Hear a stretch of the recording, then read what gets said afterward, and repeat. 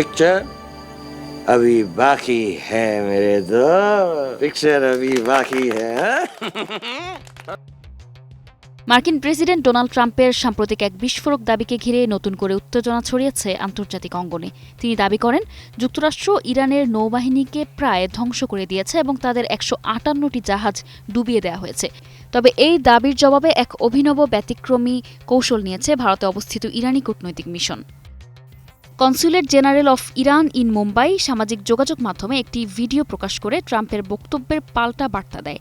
সেখানে দেখা যায় পারস্য উপসাগরে ইরানের অত্যন্ত দ্রুতগামী ক্ষেপণাস্ত্রবাহী বোট মহড়া দিচ্ছে। ভিডিওটির মাধ্যমে তারা ইঙ্গিত দেয় ইরানের নৌ সক্ষমতা এখনও সক্রিয় ও শক্তিশালী। ভিডিওতে এসব বোটকে পারস্য উপসাগরের লাল মৌমাছি হিসেবে অভিহিত করা হয়। ট্রাম্পের উদ্দেশ্যে বার্তায় বলা হয়, ইরানের নৌবাহিনী শেষ হয়ে গেছে। এমন দাবি বাস্তবতার সঙ্গে সংগতিপূর্ণ নয়, বরং তারা এখন দেখাতে চায় কিভাবে এক ঝাঁক মৌমাছির মতো চারদিক থেকে আক্রমণ করা সম্ভব। এই বার্তাকে আরও নাটকীয় করে তুলতে ব্যবহার করা হয়েছে বলিউড তারকা শাহরুখ খানের বিখ্যাত সংলাপ।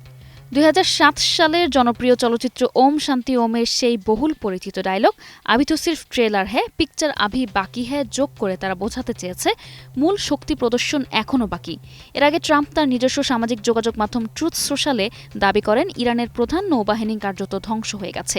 তিনি ছোট আকারের ফাস্ট অ্যাটাক বোটগুলোকে গুরুত্বহীন বলেও উল্লেখ করেন এবং হুঁশিয়ারি দেন, এসব বোট যদি মার্কিন অবরোধের কাছাকাছি আসে তাহলে কঠোরভাবে দমন করা হবে। এদিকে সাম্প্রতিক যুদ্ধবিরতি আলোচনা ভেস্তে যাওয়ার পর হরমুজ প্রণালী ঘিরে উত্তেজনা আরও বেড়েছে।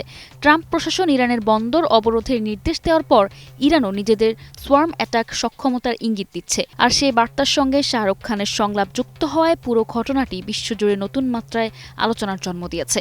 কূটনৈতিক উত্তেজনার এই টান টান মুহূর্তে সামরিক বার্তার সঙ্গে জনপ্রিয় সংস্কৃতির এমন ব্যবহার আন্তর্জাতিক অঙ্গনে এক ভিন্ন মাত্রা যোগ করেছে।